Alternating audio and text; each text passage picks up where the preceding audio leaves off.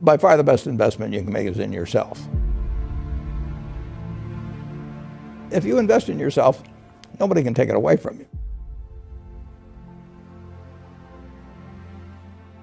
If I gave you a car and it'd be the only car you get in the rest of your life, you'd take care of it like you can't believe. Any scratch, you'd fix that moment, you'd read the owner's manual, you'd keep a garage and do all these things. And you get exactly one mind and one body in this world. And you can't start taking care of it when you're 50.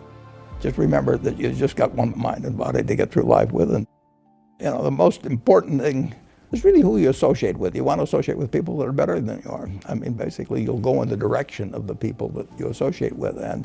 And you want to have the right heroes. You want people, if you want to emulate somebody, you better pick very carefully who you want to emulate. And when, obviously, you can't pick your parents.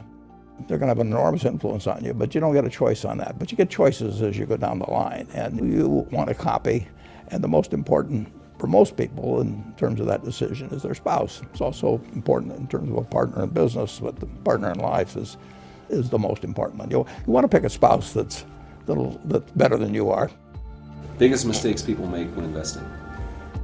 They just don't realize that all you have to do is just buy a cross-section of America and then never listen to people like me or read the papers or do anything subsequently. They think that because you can trade, you should trade.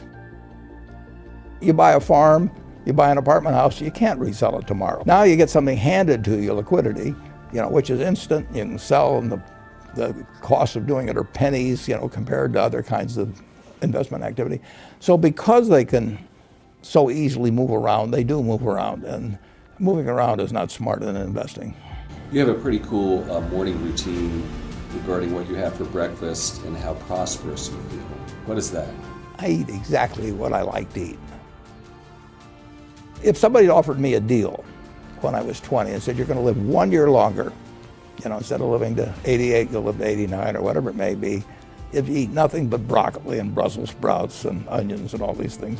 I just said, I'll take the last year off. It probably won't be that good anyway. So I eat exactly what I like to eat. Is business school worth it? Depends on the person.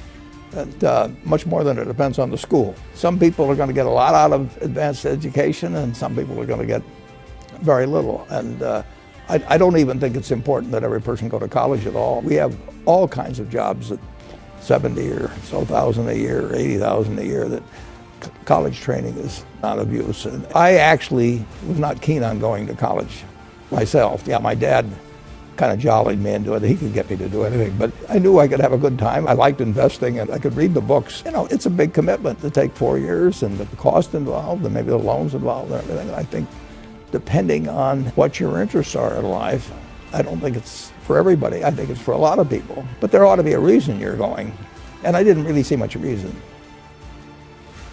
If you get to be 65 or 70 and later, and the people that you want to have love you actually do love you, you're a success. I've never seen anybody that reaches that age. I mean, I'm not talking about somebody that's in extreme poverty or pain or something, but I've never seen anybody that, if they have a lot of people that love them, that is other than happy. And I've seen some very, very wealthy people that they give testimonial dinners to and name schools after and everything.